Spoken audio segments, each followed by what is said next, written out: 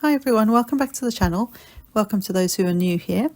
So today we're going to create a little scene card with the Tweet Friend Simon Says stamp set. And I've got some honeybee label dies that we're going to use for the sentiment banners, for the sentiments. The leafy backdrop from Lawn Fawn, and also some MFT stencils that we're going to use. And I'm going to use some oxide inks today, so Distress Oxides, and I'll show you the colours as we go through. So to start with, I'm using my waffle flower media mat that I cut up. Yes, I did a whole video on that if you want to go and check that out. Yep, I cut it up, and I'm going to start with the background, I think. I'm going to use some Mowed Lawn Distress Oxide for the grass. So I have a piece of cardstock here. This is a standard, yes, I think this goes on the front of the card. So it's a standard A2 size piece, or slightly, like ever so slightly smaller. And I'm using the grassy stencil, I think it's just called grassy something or other, from it's basically edges, or on like grass edges on a stencil from MFT. And so I've done the first layer, and then I've just moved it down and moved it over slightly, and using some Distress Oxide again, and it just gives that like shadow of different layers of grass. It's just a very easy way to get a flat sort of image, but still look dimensional. And then this funny looking piece is actually the sort of the backdrop leaves for the tree portion of the backdrop die from Lawn Fawn. And so I did that in some Mowed Lawn as well, but I did it sort of more intensely. That was a weird way of saying that, but I inked on a bit heavier handed than I did on the grass. Then for my Victorian for my background for the sky, I'm going to use Victorian Velvet, which I know is a bit of an odd colour to use for a sky, but I'm going to use the mini cloud stencil from MFT, and again with a blending brush. And I'm going to turn the stencil as I go through each cloud section, because they're all slightly sort of different, like they're sitting differently. And so I'm literally going to ink up, gently go over the edges, so very lightly. You'll be surprised how lightly you need to go, and then turning as I go onto the next row. And I'm keeping these kind of close together. In the next card that you'll see, I sort of spread this out a bit more, and it just gives you a different look for the clouds. So it depends what you're going for. I just kind of, honestly, I wing it most days, but just in general. So I like to keep these ones as close together. And when I got to the end here, I just kind of blended gently over the top of the grass edge, just so that I didn't have sort of like a white gap between the grass and the bottom cloud. And then you've got this beautiful sky with these clouds, and I'm always amazed at how cool this looks, because when I start doing this, I always think, oh, is it gonna work? And every time it's so good. I don't know how it works, but it works so well. So this is the leafy backdrop die from Lawn Fawn, and this is the sort of tree and frame part of it. And I've got the portrait version here. There is a landscape version, which I also have, because if you know me, you've been here a while, you know I'm obsessed with Lawn Fawn. So I have not all, but most of their stuff. So I do have the landscape version, but I thought the portrait was going to work much better for this. So for my tree tree trunk and the tree branches, I decided to use some ground espresso oxide ink. And it's kind of funny when I sort of do this, because I've even got on the side, the edge, I've got the name and the name of the ink and a little sample, and I'm always surprised when I actually go to ink it, it's sometimes not quite what you see on the tin. So that's why it's also a good idea to have a color catalogue, but that's a whole other video. So I got the I masked off the frame part of the backdrop, just so I could ink up the tree. Now I could have left that white, but the way I'd coloured in my images, which I did off camera and cut them out using my scanning cards, the way I'd coloured them in, I had this sort of selvage patina kind of look, kind of colour, and also a sort of pale pink that I did for their bellies. So that's why I went with the pinker sky, and also the this sort of selvage patina for the frame. Now this took me a minute. I think it was twofold. One, if I'd stuck this to a sticky grid, things would have stuck better, would have held better. If I had, the tape may have stuck to it a bit better, the tape lifted, and yeah, but I managed to get it to work. And then I also used the world's smallest brush, which I didn't need to do, but for some reason I think I thought that because it's a frame, that the smaller little brush would be easier to work with, which it was to a point, but I didn't actually need to do that, and so it takes me just a couple of minutes to get the frame covered in ink, which I do. Oh, excuse me. So yeah, so I'm just going to make my way around the entire frame. I'm being careful not to go onto the tree itself, which is why I taped it off. This tape it's a low tack tape from Simon Says, but it's almost too low tack for what I needed it for here. And also, excuse me, again.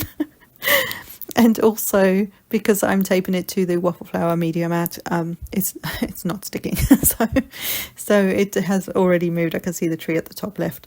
It had moved. So where I could, I just sort of held it down if I needed to.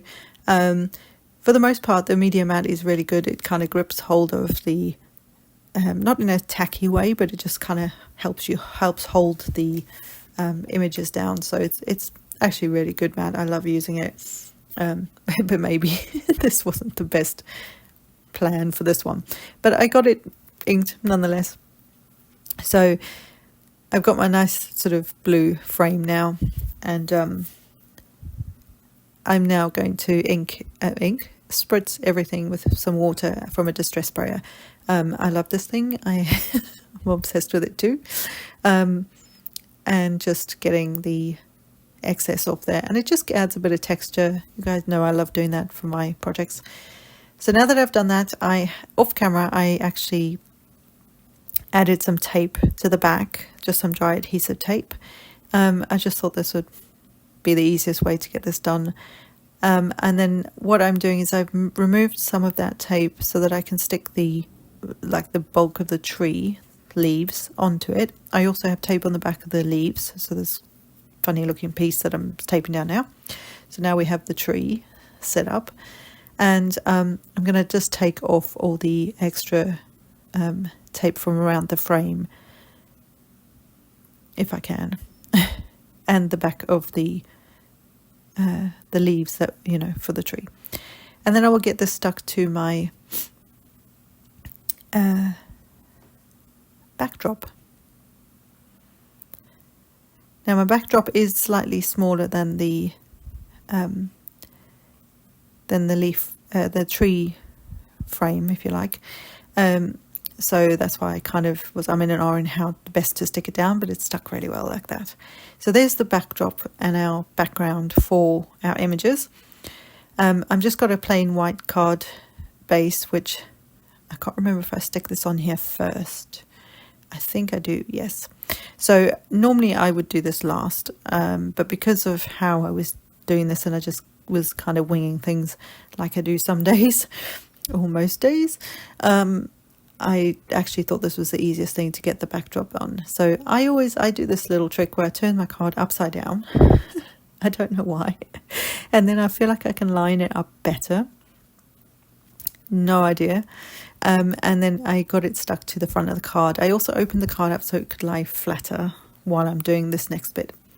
So this is where I'm going to add in my images. Now I used some Copic, no, not Copics. I used the Crafter's Companion Tricolor blend. Is that what they're called? They're like you get like 3 in 1. You get like I nearly said a small, medium, large. No, you get a sort of a light, a mid, and then a dark colour, so that you can then blend with any combination of those 3. So I used those, and they were an alcohol-based marker. So you can use any alcohol-based marker you've got. In fact, you can colour them with whatever you want. But from an alcohol marker point of view, you can use your Copics, you can use any other brand of alcohol marker out there. And what I did was I coloured them all in, and then, which is also then where I got the inspiration for adding certain colours to the background for my tree, for the clouds and the frame around the tree. And you'll see the birds when we get there. And then what I did was I used my Brother Scan & Cut to cut out the images and the birthday word. I believe there are dies that you can get for this stamp set. This came in the kit that I got this month, but I don't have the dies, so I used, like I say, my Brother Scan & Cut, which I love, and is, I don't normally buy dies for stamp sets for the most part. Depends on the stamp set, but for the most part. And so with this Scan & Cut, as long as you sort of give the machine enough, what's the word? Like if you're out, like with the word birthday, which you'll see when I turn it over, I gave it enough, like penciled in, so it could so it looks like it's one image, if that makes sense. So you're joining certain lines, but you just do it in pencil. It then sees that as an outline, and then it sort of it cuts around that. So can you see, like through the middle of the H, it went down and up because it sort of sees that as a separate thing, whereas initially I hadn't done that, and it tried to cut out each letter individually because they're not joined. So you have to kind of trick the machine into thinking it's joined. Maybe that was a better way of saying it. So sometimes it takes a bit of finagling.